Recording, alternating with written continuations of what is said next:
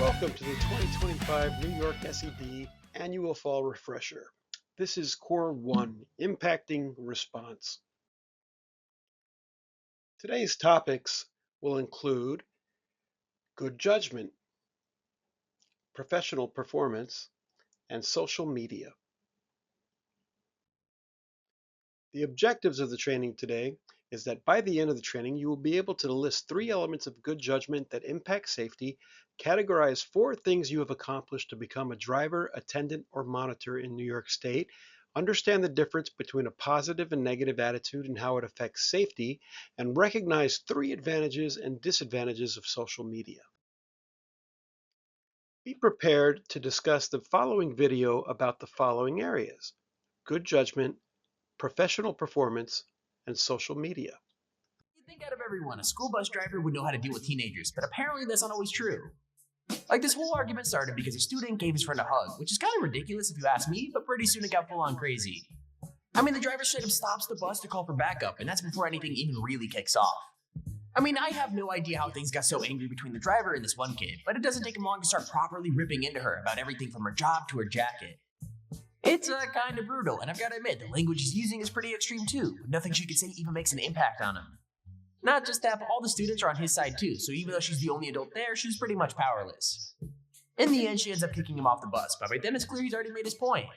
If anything, her kicking him off just makes it look more like he's won, which is probably exactly what he wanted. I want to go for the record to say we could all be home right now, but Rhonda had to stop the bus because I sat with another student. For the record, by the way, we could all be home. But me, Be home right now if you had moved down there. shut your f***ing mouth. I am sick of your shit. It has been constant since I've been on this bus. You have targeted me for the stupidest. Thank you so much.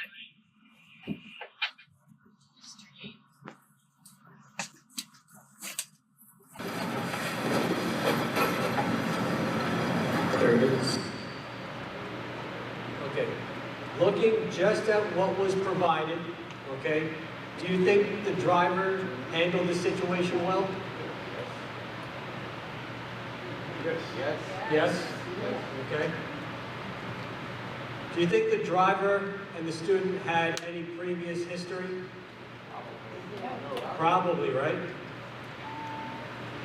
Do you think having the student removed was the right choice? And I'm hearing yeses across the board. Oh, yeah. Why? He was disrespectful. Maybe it would have escalated. We don't know. Is it a positive or a negative thing that this video was posted to YouTube? Negative. I heard negative. Anybody think it was positive? No. Now, what did we all do? We all made an assessment of the video, and the contents of the video. We all made a judgment on it. We all came to some conclusions. But what didn't we see? How everything really started. We only got a part of the story. And that's the scary thing. The power was in the student recording the video, because he recorded what he wanted to. We don't have the whole story. And now everybody's going to make a judgment. Everybody's going to form an opinion and make an assessment, right? The driver had to make a decision to have the student removed from the bus. She had to use her judgment to do that. So what is judgment? Judgment is it's what you're born with, and it's what you learn throughout your life. It's made up of what you know, your experience of the world around you, what you take in every day using your 5 senses. It's what you feel, and it's what you believe. It's who and what you trust. That leads up to your choices and your decisions and your actions. All of that has an effect on how well you perform your duties as a bus driver or a monitor. Now, as far as what you know, the knowledge you obtain, where do you get that? You get that primarily from the classes that you take, But the laws that are set down, they're set down by government agencies, where it's federal, state, local. Those are the rules that you have to follow. Now, we're not all familiar with every single law, but that's why we give you the resources. Everybody should have picked up a copy of the newest issue of the Laws and Regs. It's a tool for you guys to know. That increases your knowledge base. Regulations are standards that are set down by an authoritative agency. For example, the State Education Department. They don't make laws, but they set regulations. SED Regulation 156.3, just as an example. That's what covers the trainings you need to take, the classes you need to attend to maintain your status as a bus driver or a monitor. Okay? Makes a dangerous situation. We always say the safest driver is the regular driver. As you go along, you build a relationship with the parents and the students. You have to start to count on them as well. Everybody's frustrated when students aren't out at the stop on time. Now dispatch tells you for the Rockland County folks, you have to wait 3 minutes. How quickly does 3 minutes become 9 minutes, 12 minutes, 15 minutes? Quick, right? And it's frustrating. I've covered a few of your routes, and it's not fun. And it's not fun to sit on a busy road for 3 minutes. If your parents can rely on you, you'll begin to be able to rely on them. If they're excited to see you in the morning and hand their children off, they'll be there on time. So, making choices, when it comes to making a decision, that's the hardest thing we do. Making a decision is hard. And when you've made the decision, guess what? You're the one responsible. And you're responsible for the consequences, whether they're positive or they're negative. Talked about rushing. It's a decision that you make. If you get to work late, you can't rush to get to your route on time. If you start late, you have to finish late. What about who sits where? The decision to assign seats to the students or to just let it go. You have two students that can't sit next to each other and they're a problem, but you don't want to deal with it because you know you're going to catch flack. So you just decide to let it go, and now they keep getting to a fight every day. It's a decision. What about where the monitor sits on the bus? Where's the monitor supposed to sit?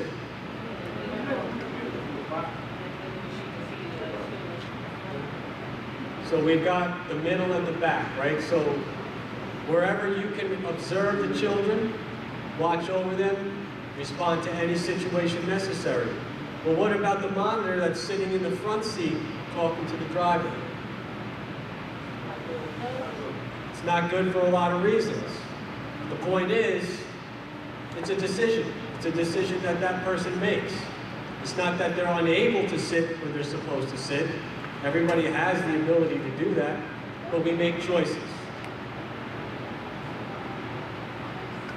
Following the speed limit, right? Is it something that people don't have the ability to do? Everybody can follow the speed limit, correct, when they drive? How often do people make the choice not to? Often, right? Enforcing the rules. You guys have rules on your bus? Right? Do you point it out to your students? Right? If you don't take the time to enforce the rules, if you don't take the time to state the rules, mention that they're there, you can't expect behavior. So always enforce your rules. How about the use of cell phones, watches, earbuds? Now we have eyeglasses that you can talk through. It's a choice. Everybody knows they're not supposed to use their phone when they drive. Just put it away. Once you've made choices, now we lead to actions. Could be your choice to be courteous on the highway to other drivers. Let them merge in, give them the space that they need. Enforce looking both ways with your children. Your children are supposed to look both ways when they get off the bus, when they cross the road. That's up to you. How you handle your intersections. Not just did you come to a complete stop, did you look both ways, did you get all the angles, did you check your blind spots, but are you aware of everything that's going on? Are you aware of pedestrians in the area, cyclists, hazards as you approached? Be aware. The crossing signal for your students. Everybody knows the crossing signal, right? But what happens when it just becomes a motion? Kid gets off the bus, finger goes out. Is that safe crossing? You have to stop, wait, you have to check. You have to make sure it's safe before you cross your students. These are all behaviors that everybody does have control over. Railroad crossings, it's a big one. It's a critical thing. Right? Accidents at railroad crossings, they're catastrophic. Everybody knows the procedure. It's been hammered into you from day number 1. But on day 956, we still have to do it like it's brand new. Everybody's got to take all the steps involved. So, thing about judgment to really remember is it's not just what it is. You can improve it. You can hone it. You can build on it. It's not easy to do. No matter what you do, self-improvement's always very difficult. But if you take the time to put the effort into improving your judgment and making better decisions, that's what sets you apart as far as your safety performance is concerned, and what we're going to look at is your professionalism. Professional performance as a school bus driver. Your responsibilities, appearance, attitude and mannerisms, and positive traits. Remember that no matter what, your number one responsibility, no matter what the situation is the safety of the students. Every decision you make has to be framed in that manner. Is this safe for the students? Is this putting the students in harm?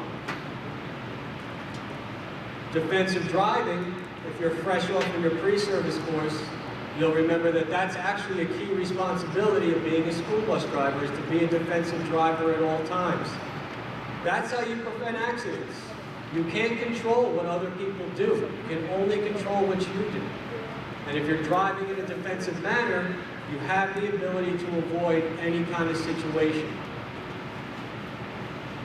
How about the cleanliness of your bus? Does that matter? A messy bus, what image does that present? The bus driver's messy? That you don't care. That's a big one. Now, whose image is at stake? The bus drivers, right? The company, the school district. Right? Having a clean bus makes a big difference. What about flexibility? I think everybody in here has enough experience to understand that things change. Things come up, things happen at the last minute. You have to be flexible enough to just let that go. Have a positive attitude. If you have a positive attitude and something changes, how do you react to that? It's no big deal, right? But think about the most negative person you work with, and you change one little thing. Now what? It's the end of the world, right? Chaos. Be flexible.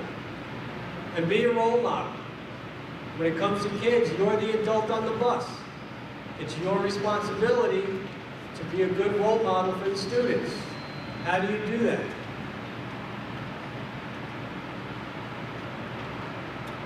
What are the ideas? You repeat what you said. What's that? You preach what you said, and you don't act anything. Basically, you are the father, you know, and the president of the So practice what you preach. If you're preaching positivity, be positive, right? What about if you had one simple rule for yourself, that was everybody gets treated with dignity and respect? If you treat everybody that gets on your bus with dignity, and you treat them with respect, do you think that's going to go somewhere? It's the same way they're going to treat you. They might even carry that with them when they get off the bus. Smiling, saying good morning, have a good day, goes a million miles. Your professional appearance sets the stage for the first impressions, okay? And you'll be treated with the respect of a professional by the children and the parents. The children won't tell you so, but they will respect you. And if you put yourself together and you present yourself as a professional, your self-confidence goes up. That's proven. That's proven. So if you have a positive attitude and you present yourself like a professional, you change. You actually change. Right? If your confidence goes up, your performance goes up. Your positivity goes up, and it's infectious to the people around you. But we have to dress appropriately, and we have to be neat and clean. It might surprise you, but there is a dress code in the policy manual. And everybody talks about no open-toed shoes, but what about graphic t-shirts? Is what you're wearing appropriate? Would you want to pick up a 5-year-old wearing an offensive t-shirt? Think about what you put on in the morning. A few more things about positive attitudes.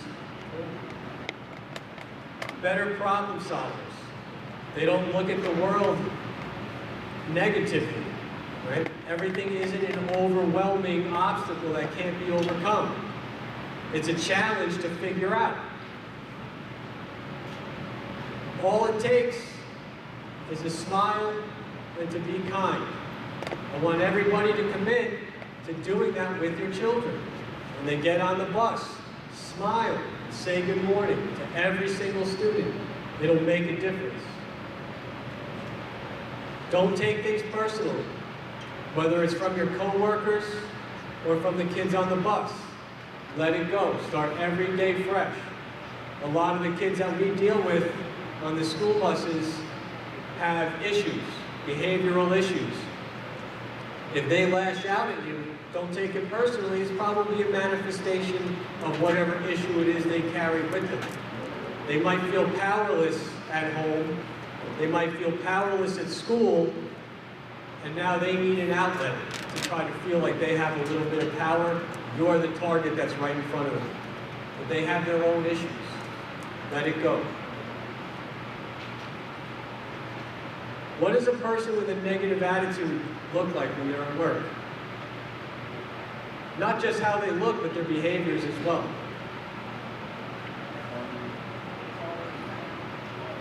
What's that? Yeah? Moping around. What's that? Right? Do they tend to show up late? Show up late? Show up late, you have a bad attitude. How well do you pre-trip your bus? Probably not very well, right? Might be rude to other people. But what does it happen? We said positive attitudes are infectious. What do the people with the negative attitudes do? They try to bring people down with them, right? They gather up in a little corner somewhere, and they start gossiping and talking trash, and they try to recruit people to their view. Best advice, don't get involved. Because if somebody is over there trying to recruit everybody into a negative attitude, they have their own issues. It's their problem, it's not yours. Let them stand out there on their own. They need to figure it out. mannerisms. I think everybody understands that if I come up to you and I say, good morning, how are you? But my face tells a different story. What do you believe? My words or my face? My face, right? Your body language and your expression usually says more than what your words say. Be aware of it, right? That's why we say try to build real positivity within you. This way, when you try to send that message, it's genuine. Because kids are good at picking out somebody who's phony. Already mentioned the biggest thing, dignity and respect. Treat everybody with dignity and respect. Do we have anybody who's brave in this room right now? This is a small group. Anybody, any would-be actors? Any volunteers that want to be brave? I have a task for you. Anybody want to play the game? Peter? Come on, Peter. Mike, want to play the game? What kind of game we play? It's a good game. Come on, three volunteers, that'll get us through. Come on, Peter. I don't like you. What's that? There's no losing. Okay, here's the script. I am the best driver in the room. That's what you're going to say. But you're going to be angry. You're going to be happy. And are you afraid or are you surprised? You're going to be surprised. Ready? I am the best driver in the room, and you're angry. I'm angry. Oh, I'm the best driver here in the room. Do you believe him? It's okay if you don't.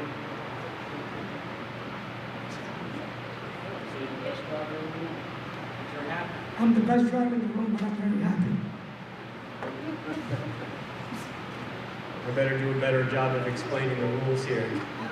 But was he believable as a happy guy? How about you? You're surprised. I'm the best driver in the room. Oh wow, God damn it. I'm the best driver in this freaking company. Wow, not just the room, the company. The point of the exercise is supposed to be, and you guys can sit down if you want. Somebody who's angry and tries to tell you they're the best driver, what's the message you receive? That they're the best driver or that they're angry? That they're angry. Surprised. Oh, I'm the best driver in the room? Does that instill confidence in you? That I'm the best driver? What about the happy guy? Could he potentially be the best driver in the room? Possibly, right? But your mannerisms, your facial expressions, your body language says more than the words you speak. If you don't like something, change it. If you can't change it, change your attitude. Social media, pros and cons. I don't think we need to discuss the statistics of how many users there are on social media. It's become ubiquitous in our lives, and it has been for a very long time. Everybody uses social media. And especially when it first became mainstream, everybody was all about the positive aspects of it. Making connections. All of a sudden, you can reconnect with people you haven't seen or talked to in 25 years. This is the greatest thing in the world. Wow, I can get all the news and information I need. You remember once upon a time, businesses stopped really paying attention to their websites and only focused on their Facebook page. And you had to go to that to get any kind of relevant information. People started getting all their news from social media. Well, school closings, gonna check Facebook. Entertainment, education, the whole 9 yards. Best thing that's ever happened. And it has an impact. It has a widespread cultural impact. If you remember, they had debates and congressional hearings on whether or not social media companies were media companies, were these news outlets.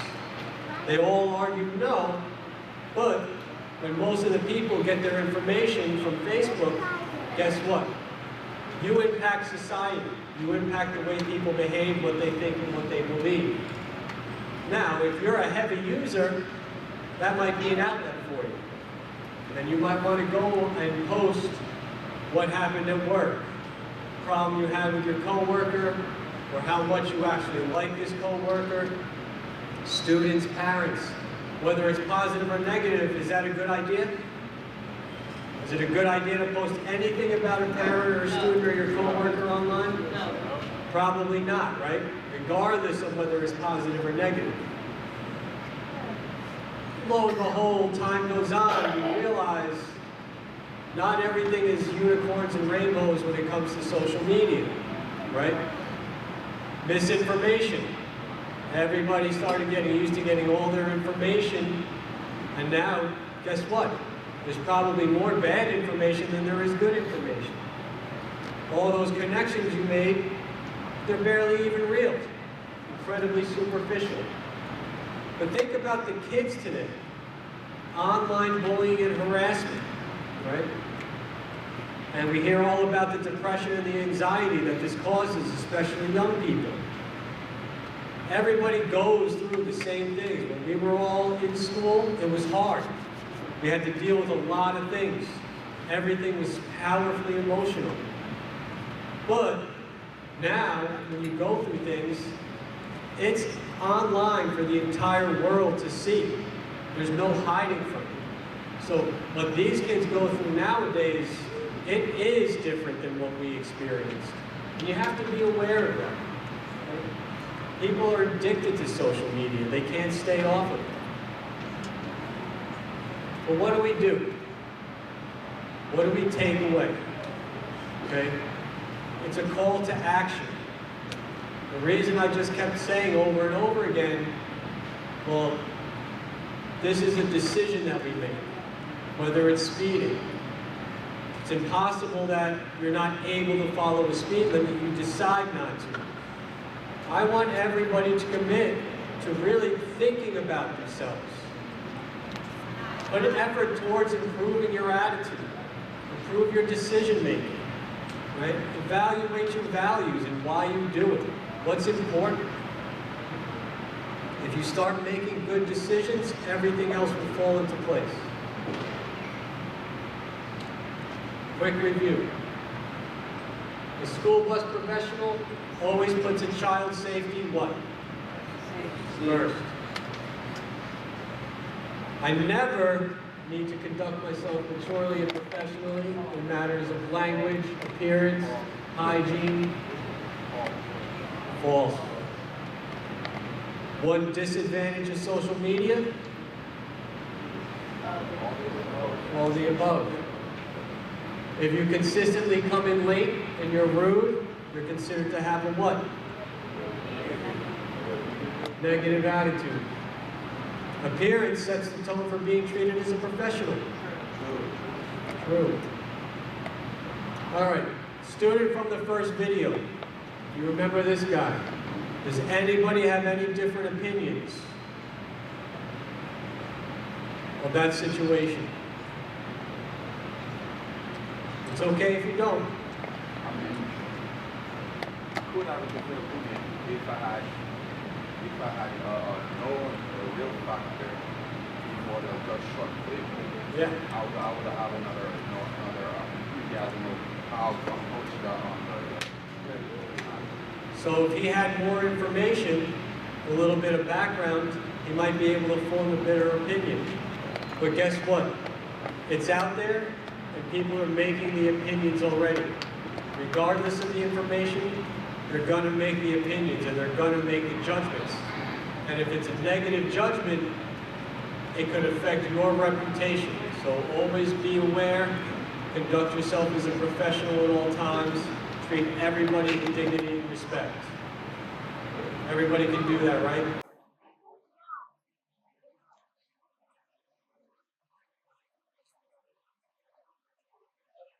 hand it over to Barbara. Thank you, guys.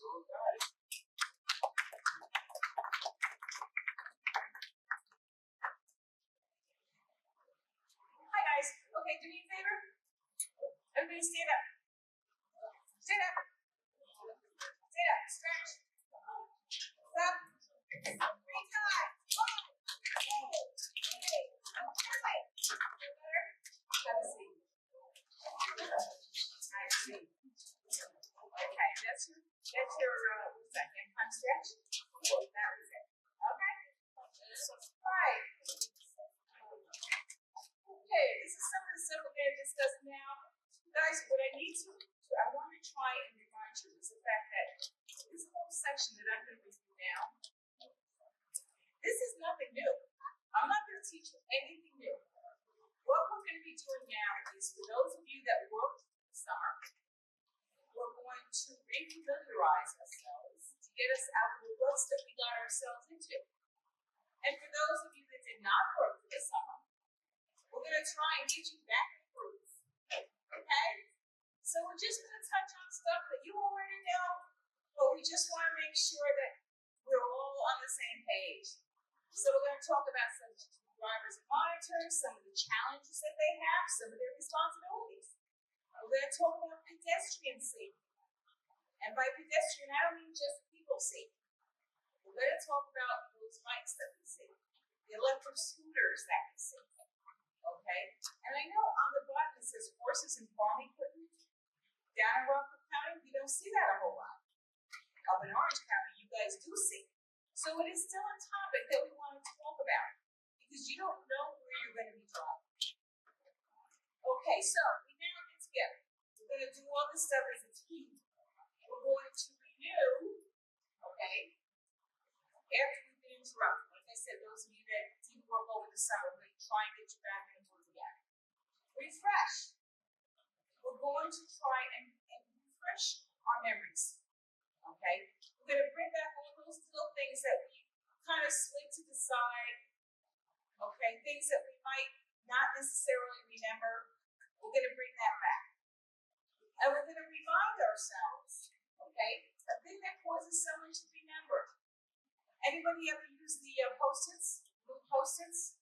Okay? Did you ever write a note to yourself?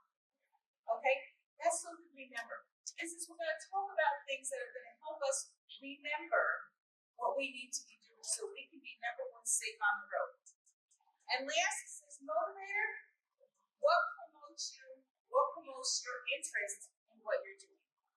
Okay? What gets you excited about your job? Okay? Ryan's talked earlier about, you go in there and you smile, you say good morning, say it to your parents, say it to your kids, say it to your coworkers. A smile goes a mile, guys. It really can make or break a day. So, real quick, by the end of today, we're going to be talking about loading and unloading at bus stop, loading and loading at the schools. All of those circumstances are a little bit different. What we're watching for will be very similar, but they're a little different. What are the challenges for substitute drivers and monitors?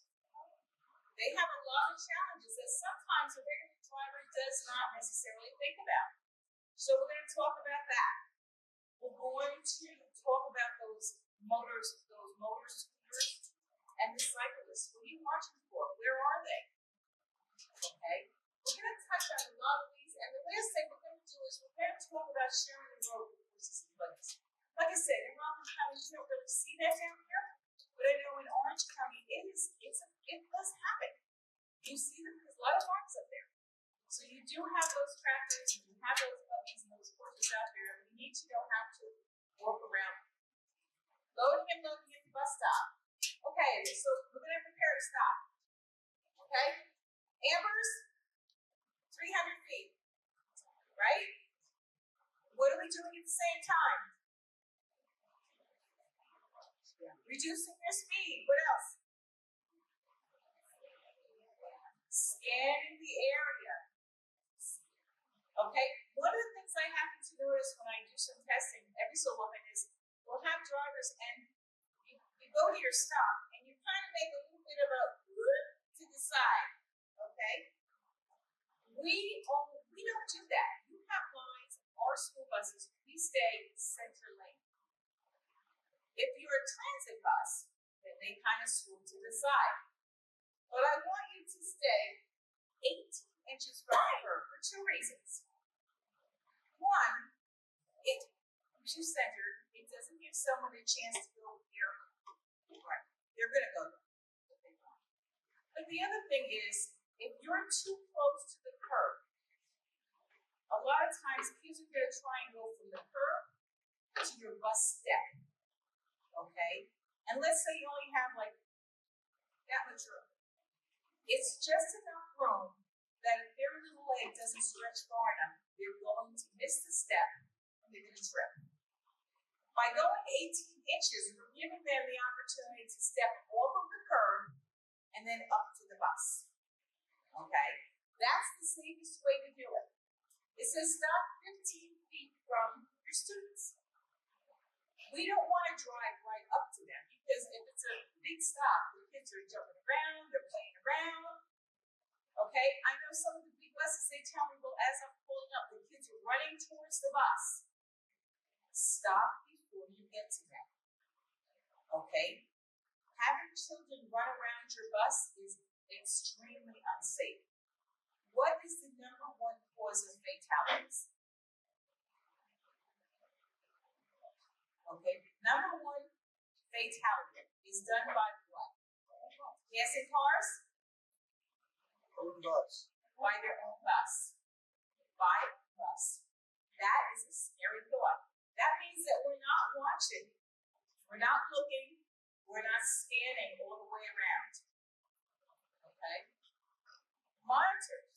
Keep the bus quiet. Keep the aisle clear. I know the bus drivers don't have monitors, so you're looking in that mirror every so often to double check. And if you have an issue on your bus, pull the bus over, secure the bus, and deal with the issue. But if you have a monitor, this is their monitor's job. Okay, be patient with your students. Remind them that you're not saying something. You're not saying sit down because I just want to be a Beano witch. Okay? Let them know. I want you to sit down. I want you to be down an aisle. I want to be safe. I don't want you to get hurt. Okay? At the stop, again, we're coming up to the stop, checking our mirrors. You know, you're going to hear me say that at least 15 times before I'm done. Okay? Be aware of traffic. How many of you have stopped with your yellow lights on and somebody sits and they sit there and they're like making hand motions, right? They want to go and you're not letting them. Do you ever see that? All the time. I've had drivers open the window and do this. Is that a good or bad? Bad. We are not traffic signals. The deal is, if you're sitting here with your yellow lights on, if they are not aware that yellow lights they can go through, that's not for us to say. They should know that when they got their license. So they'll sit and they'll wait. I know drivers get frustrated, they go, yeah, but the traffic. Not my problem. You guys are doing what you have to do according to what our regulations say. My thought is, if they really don't like getting stuck behind you every day, they're going to A, leave earlier, leave later, or find another way to go. But they'll catch on eventually. And sometimes we let that driver get under our skin. Don't let them get under your skin. You're doing your job, that's all that matters. Okay? You're going to keep the red lights on until everyone, including the monitors, see it. Okay? I don't want to see buses moving. You know, balance is great, but when a bus is moving and it stops and it moves, balance can be taken off very quickly. So please, drivers, make sure your monitors are seated. Check your service doors and mirrors. The last thing you do when you close that door, before you scan your mirrors and your sides again. Your door, your mirrors, all over again. Double, triple. Know how many kids are crossing. Okay? Normally I would say if you're unloading children or loading children, if you're unloading, you want your kids that are going to cross the door first. Because those are the kids that you want to make sure the I see you see me. Okay? You want to make sure they know what this means. And you want to teach them that if you beat your horn and put your hand up, that means you better stop in your tracks. There's a reason. Because as they're crossing, you're still standing to see what's happening out there. Okay? I see you, you see me.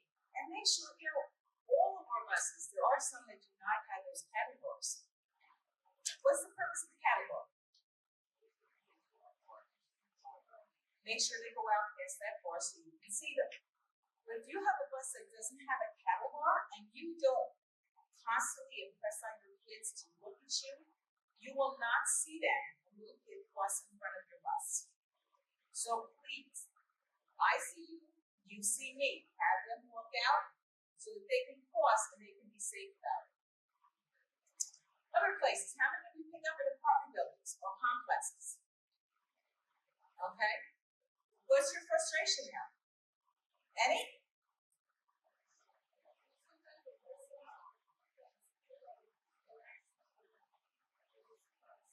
A lot of people in those parking lot complexes, you put your lights on, and they're going as well as my parking lot.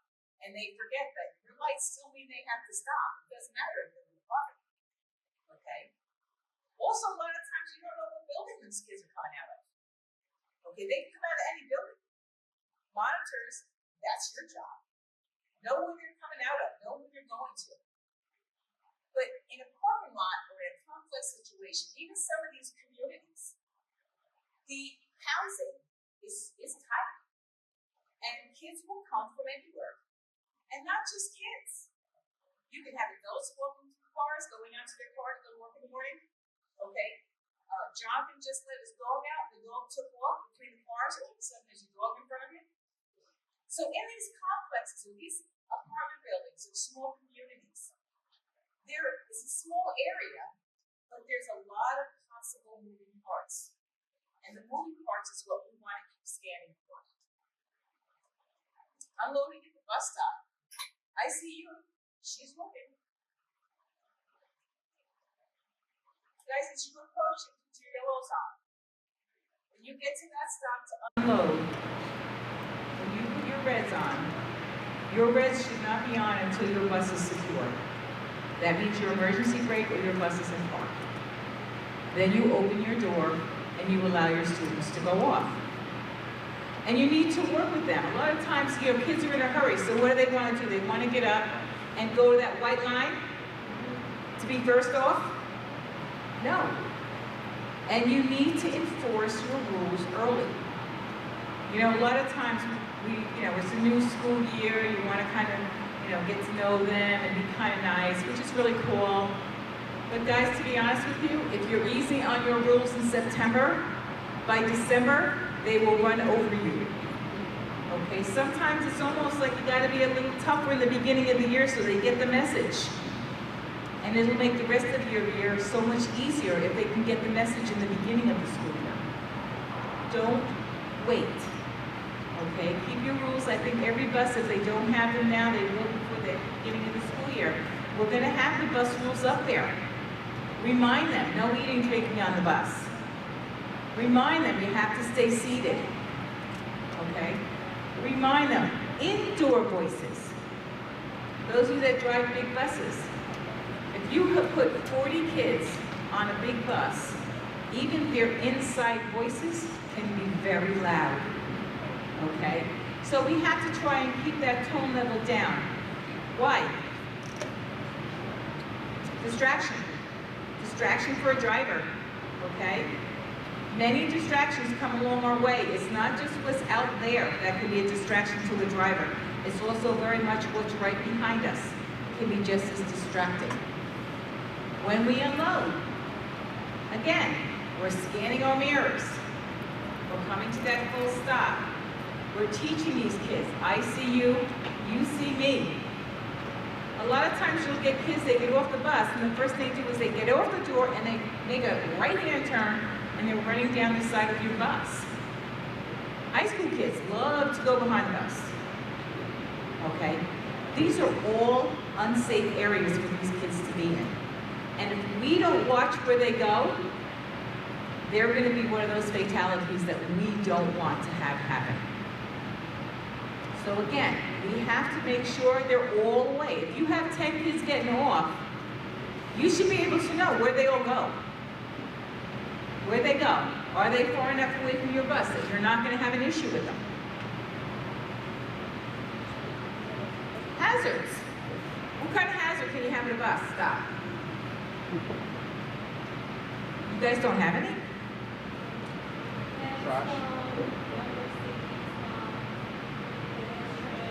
Yeah, the whole family comes out for a bus stop, right? Especially the young ones. Slippery roads. You said trash. How many times you put your trash can at the end of the driveway? Okay? Some of the, what?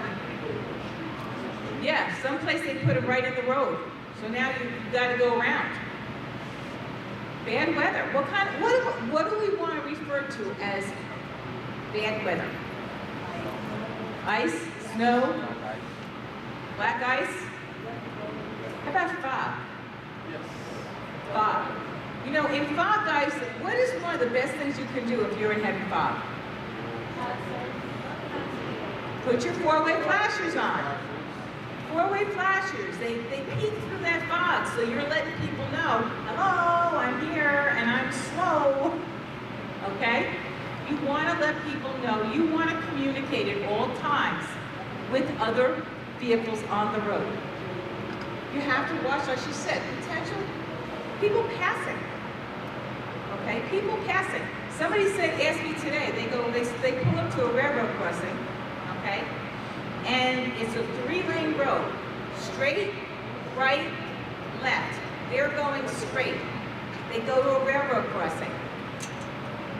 Question, do they have to open their door? Definitely yes. How do I open the door?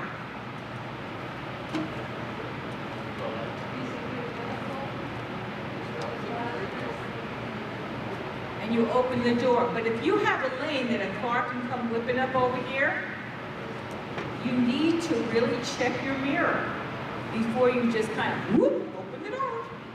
Okay? Because if you have a car coming up, he's not going to stop for you because you don't have red school lights on. And just because you have to stop for the railroad crossing doesn't mean they have to stop for the railroad crossing. So we need to be cautious again. Check that mirror. If you have a lane over here and you have to open that door. In school. Anybody go to a school that looks like that when they get out? Okay? That's a very common sight. They let the kids out and they tell them, they learn where their buses are, you know. They have them labeled a certain way and the bell rings and they come out. And when you're looking at this, that looks like complete chaos to me.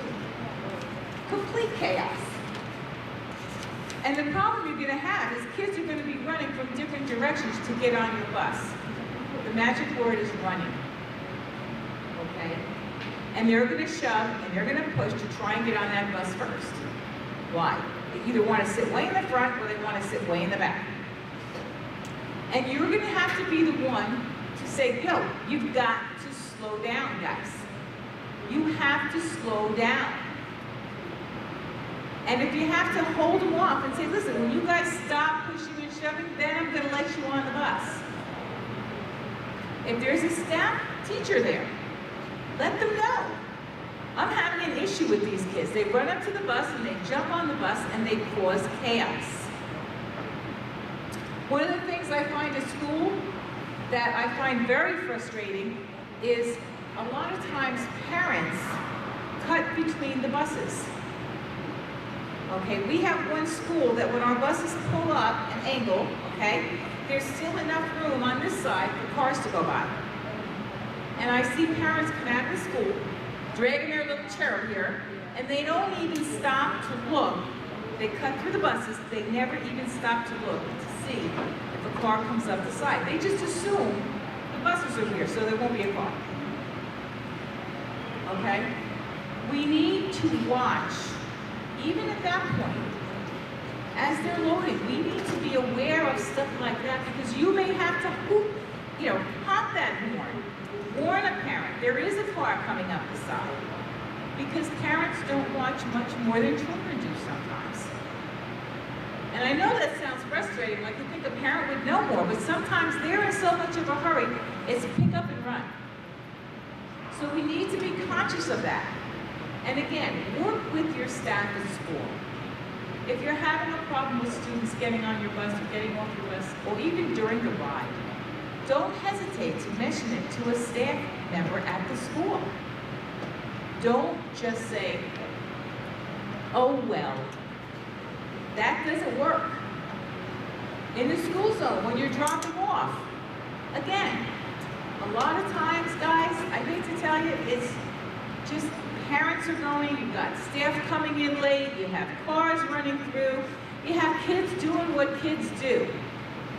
So those mirrors, having to watch those mirrors is more important than you can imagine. And to me, if you have a monitor, monitors be the second set of eyes, okay? One set of eyes can only scan so much. Our brains only take in so much. So if you have a monitor, that monitor should be scanning the area just as much as you are. Working with those students so that they're not running off that bus. You know, you have preschool kids in Spring Valley. These guys, I mean, they like to get out of seatbelts real fast. A monitor, she's trying to keep them in order to keep everything calm for the driver on the bus. I says loading and unloading, there's a lot of distractions, guys. It's not just people, it's cars, okay? It's other buses. We don't think of that, do we? Other buses can be a distraction at any point. Okay, I'm locked. I'm locked. I hope so. Brian? I'm locked. Okay. I'm locked. It won't go. Okay, so anyway. So basically we talk about the unloading, the loading situation. The kids dart out in the road. They dart out in the school zone. It's crowded. There's cars. Some schools have a section like buses drop off here, parents drop off there. Some don't. And they're dropping off at the same time. Well, if you have a huge 40-foot bus, and then you have somebody's little tiny bug, and then you have another van, all right, people can't see through things, which means they can't see around things, okay? So we need to be conscious of everything in a school zone. Guys, somebody mentioned earlier about, when we go into the complexes, people forget that red lights mean you can't go through in a parking lot. Red lights are to be used when you are loading and unloading your students. And even if you're on school grounds, they still are not supposed to go through there. End of conversation. That's the rule. That's not my rule. That's New York's rule. Expect unexpected things to happen. The kid that's running late alongside the bus. Have you ever had a parent, they're running late, so they follow the bus, they get behind the bus and they say, okay, Johnny, jump out and get in the bus. So now you have a kid running up the side of the bus to get on at a different stop. It happens. It happens. When mom's running late, she figures I can just get him at the next one. And unfortunately, they will allow the child to get out and run the side of the bus. That's why it's so important before you move that bus, check those mirrors 2 and 3 times. Because that's when you're going to catch it, okay? Substitutes. Guys, substitutes have lots of challenges. Lots of challenges. Listen to this. A child is lost. He's approached a home desperate for somebody to help him.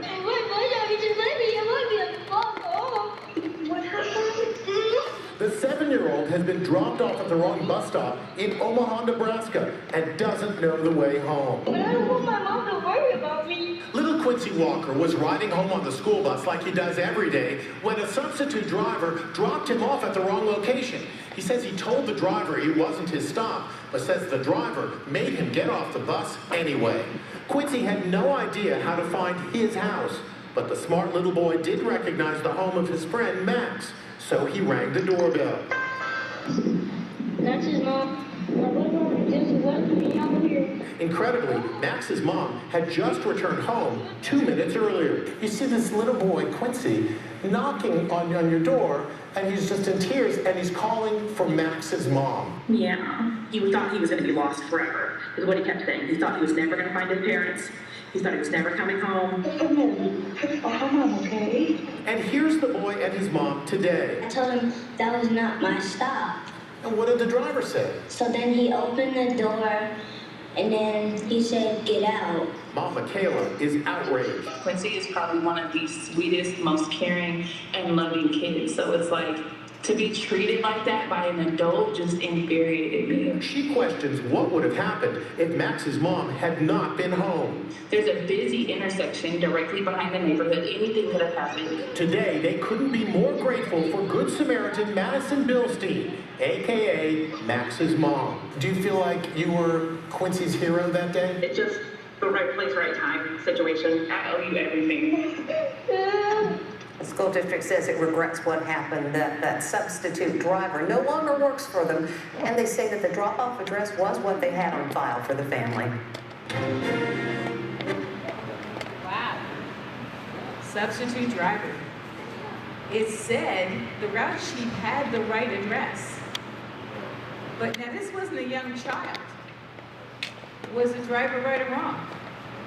Obviously what? Wrong. The child knows where he lives. But it can be different if you have a preschool child, couldn't it? But a preschool child also should have someone out there waiting for them. Substitute drivers don't have a lot of chances to look at routes. I know now we're doing dry runs, and I always make the suggestion as a cover driver. When somebody goes out to do a dry run, if you want, give them a hand. Go on the dry run with them. They may have to drive that run one day. But if nothing else, it's going to show them areas that different runs go in. It'll take them to a school. All substitute drivers and monitors should know where is every school that your particular yard covers. Where are you going to be sent? Where could you be sent as far as location in a school? We always tell you guys, don't make changes to your route. There's a really good reason for that. Yes, we know exactly where you're going to be when you check the GPS. Yes, if you go by the route sheet every single day, okay, you're going to always stay within a few minutes. But what it comes down to is when I have to cover your run and you've been making 3 house stops that I don't know about, parents are going to be angry with me because I'm not stopping at their house, I'm going to a corner. You're going to have a child come up to me and say, "Can you drop me off over there?" That's where my regular driver drops me off. Those are situations that should never happen. If you want to make a change, go to your dispatcher and say, "Listen, this would be a lot better way to do this run. Can we change it?" We don't change our runs because mom said, it just would really be easier. Or I have other kids I have to bring out to the bus stop. We all, and I mean everyone, we have our own families and our own lives and jobs and everything that we have to coordinate. Our parents are the same way. So as a substitute driver, if you make changes, as a regular driver, you make changes we don't know about, you're putting the substitute driver and monitor in a really bad position.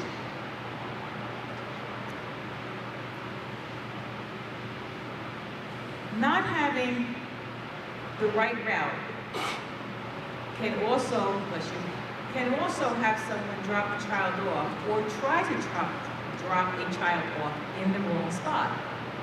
Now this one had the right address, but the kid knew different. But what if it was the other way around? That's usually a house stop. Guys, routes are really important to keep the way they need to be. Substitute drivers and monitors, they live by them. So please, do not make changes. If you have a substitute driver, if you know you're going to be out for a week and you let your dispatchers know, a lot of times the dispatcher will put the same substitute driver, if possible, on the route for the entire time you're gone. The biggest reason is once they get familiar with that run, after a day or two, they're going to know what the route is. They're going to know who the kids are. They're going to learn what to look for. And that's a big help to a substitute monitor or driver.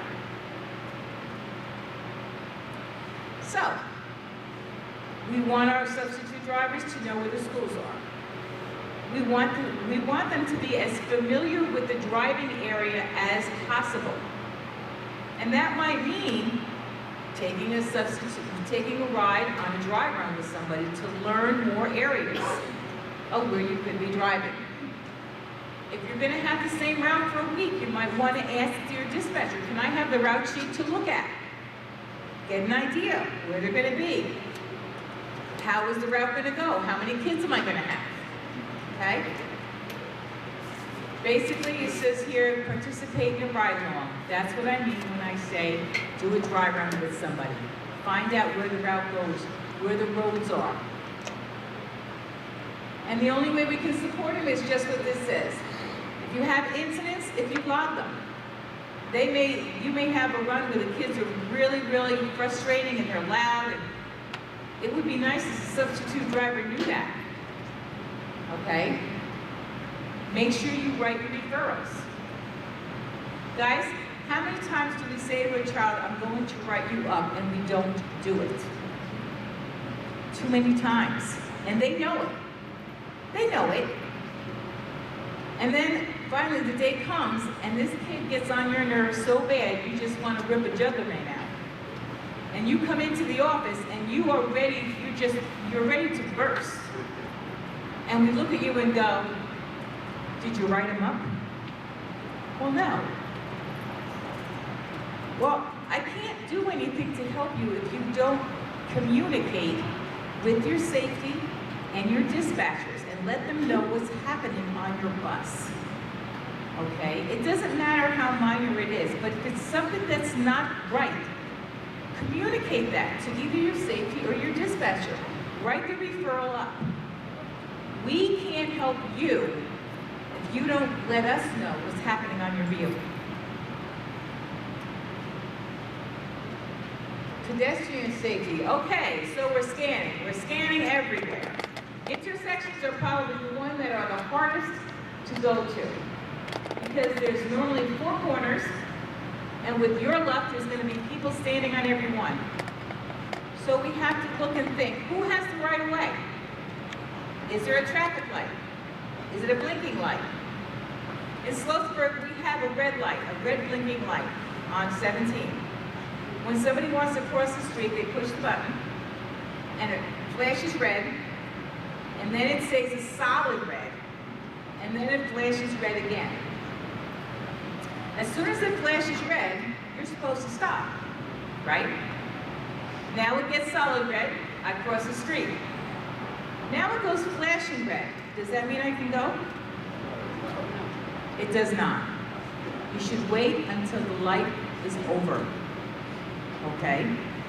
And I say that because I've seen people, they see the lights flashing for the last time and they figure, oh, I can make it.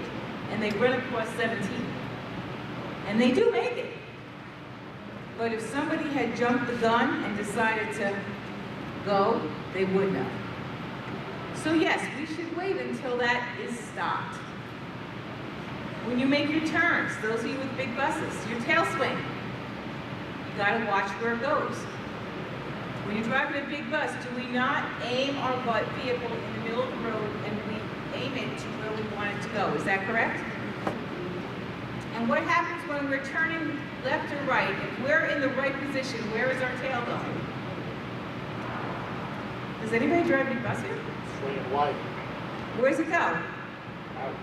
It goes out, correct.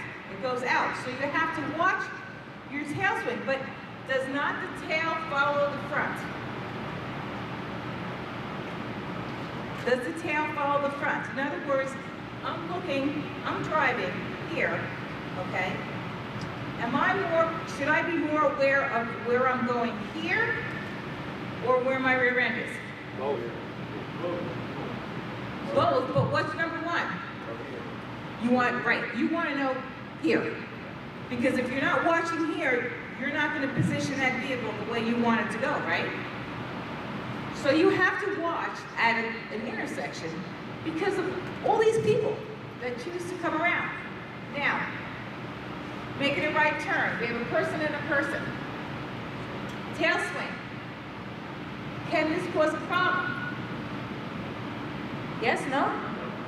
Yes, okay. If you cut it too short, this is the person that if they're on their cell phone, they're not going to notice. Okay? This one, they have to be crossing the road for you to hit them. Okay, let's look at the other way. Left-hand side. This person doesn't really matter, right? This person, on the other hand, you have a shot at him. What about this one? That's the one that likes to jump the gun. They see your directional, they see you possibly start, but heck, I could get across my side of the street before the bus gets here. So they're gonna jump it. That's what we have to watch for. Unfortunately today, everybody's in a hurry. And because they're in a hurry, they are taking shortcuts. They're not necessarily watching. They're taking risks and hoping that us as drivers are paying attention to what they're doing. We're paying attention to what they're doing, but it doesn't necessarily mean we can avoid what they're doing if they themselves aren't being careful. In your neighborhood, dogs, loose dogs, walking dogs, cats, balls in the yard, bicycle kids, parked cars, people coming through parked cars. Huh? Deer. Oh yeah, deer. Big thing at this time of year. People backing up out of driveways. Okay? These are all things in your basic neighborhood, guys, that happen. Near the schools. Mail carriers. How many of you have a mail carrier that will walk out the driver's door into the street to cross over the road? I do. And they don't always look. Parents, students getting out of other vehicles. Okay? People getting out of other vehicles. Go down the middle of Suffern. You have parked cars on both sides. How many times do you go down the middle of the street like that, and somebody decides to get out of their car, all of a sudden you see a car door, whoop, opens up in front of you. Things we have to watch for no matter where we drive. And near schools, that happens. Crossing guards are there for a reason. If they ask you to stop, you need to stop. That's what they're there for. To make sure that the students crossing in front of you are crossing and it's going to be safe for them to cross. Okay, bad weather. We talked a little bit, dawn, dusk, fog. These are all things that we have to adjust our driving habits to. Okay? Dark clothes. How many times do you drive in an area and it's kind of like at that dark and you got somebody, they're wearing all dark clothes and you're driving and all of a sudden, oh my God, and you kind of swerve because you didn't notice them? Happens a lot. Happens a lot. Or, you know what, the car coming at you decides he wants to swerve and miss a pothole. Okay? You're not going to know he does it till he does it. How many times do we swerve to miss a pothole? Those, I'm not saying that they're bad maneuvers, But what I'm saying is if you're not aware of everything that's going on around you, it can be a very bad maneuver. So again, we have to watch. Sun glare. I know in the afternoon, when I go home at 4:30 on the New York State Thruway, just as I come past the South Airmont Road going north, the sun glare, all of a sudden everybody is slow. Why? Sun glare. Sun glare. Be cautious of that. People slow down for it. Make sure you slow down as well. Block sidewalks, corners, especially in the winter with snow, okay? Kids like to play king of the mountain. It's very easy when they do that, they slip down the side. We have to be cautious of everything around. A lot of your areas today have bicycle lanes, and they're wonderful. There's only one problem. If there's no bicycle lane, or if there is a bicycle lane, bicyclists are bound to the rules of the road, such as a car. Are you aware of that? It also means that just like a car would have to stop for school lights, so does a bicyclist. The unfortunate thing is they don't think they have to. And it's not just a person on a bike. I know I see a lot of these like motorized scooters. Okay, you see a lot of those around. You know, kids are on them, they come swooping out of side streets and they don't even look for traffic. They just kind of do their thing. You have to be cautious. Some of them don't, or they got the earbuds in. And they have absolutely no idea. If they're not looking, they're not listening either. They can't hear what's going on around them as well. We can't block those sections, we can't park in those sections because they are designated for bicycles. So if you have a bus stop and you have a bike lane there, it's very similar to if you had a wide shoulder where a car could get through. That bicycle lane, before you open that door, you need to make sure that you've checked your mirrors and there's nobody zipping up alongside you.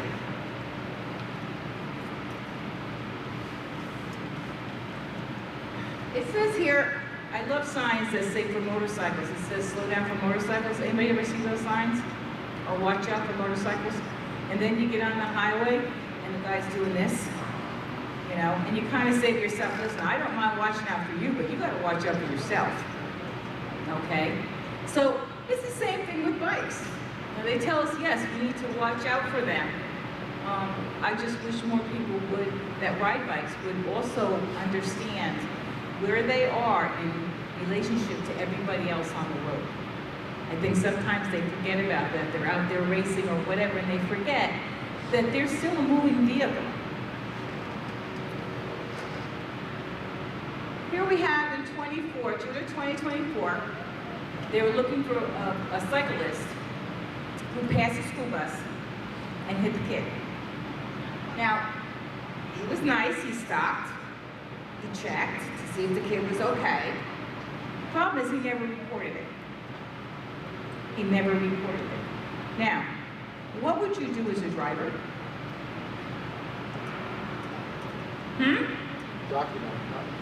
Document. Call base. Let base know that when you unloaded a student, they were getting off the bus. A bicyclist stopped, he hit the kid, and you can tell him he stopped. The kid said he was okay. But you want to document what had happened. Now, if you're lucky, you found out who it was. Maybe you could get a name. You know, somebody said this morning, well, what if they stopped and then they just left and didn't say anything? Let's be realistic, guys. In today's society, if you're on a main street, every store has an outside camera. They're going to find out who it was eventually. Okay? But yeah, document it. Because you don't know what the turnout in the long run is going to be. Horses and farm equipment. Like I said, we don't have too much of that in Rockland, but Orange County sure does with all the farms. You might have to slow down. You may find that every day you get behind the same hay truck. And you may look at your dispatcher and say, listen, can we change this run because every day I'm hitting the same trail. You know, if you end up going around a horse, they always say, don't honk your horn. Don't honk your horn. Don't frighten the horse. And they do frighten. Again, it's a courtesy that we need to have towards other people on the road. We share it with all kinds of types of transportation. We need to be aware of it. We need to be cautious of it, but we need to respect it as well. So, loading and unloading at the bus stop. We talked about some challenges sub drivers have, okay? Do anybody here a sub driver? Nobody? Sub drivers, they are challenged. They are definitely challenged. Collision avoidance with pedestrians. Just keep your eyes open. Keep scanning, always look, always make sure that your point of destination is going to be clear. Again, we share the road. We need to be able to not only share that road, but we need to be cautious of it and respect it and the rules of the road. When you checked in today, you should have gotten a small book saying the rules and regs. That is for motor vehicle. You have a question about something that happens on the road, is it right or is it wrong? Look it up. Look it up. Students should be told the crossing procedure every day, every time they're about to disembark the bus. Is that true or false? True. Okay? Some people look at me and go, but I see it every day and they just keep doing the same thing. You know, eventually you're going to have that kid, and I know one driver told me they have a kid that would never cross the street unless they did make contact. And you know what? If it's only one kid, what does that guarantee? It guarantees that that one kid will never get hit by a vehicle, doesn't it? And if that's the only way we can do it is one by one, then that's the way we'll do it. School bus should not be moved when there are students within 10 feet. True or false? True or false? Say true. Anybody else? True? Ready? False. 15 feet. The magic word here was within 10 feet. Turns at intersections where pedestrians are present are particularly challenging because of the many blind spots in front of the bus. True or false? True. True. Remember, wherever we're going, all right, we're looking to see where we're going so we know what to avoid. School buses and other vehicles are allowed to drive, stand, or park in the bike lane. False. We're not a bike. Okay? We're not a bike. And bicyclists are required to stop for school signs. Very, very true.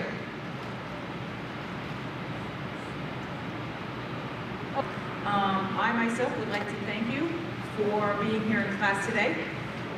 Please make sure that A, you signed in, and that you have signed all the paperwork that was on the table. Very important.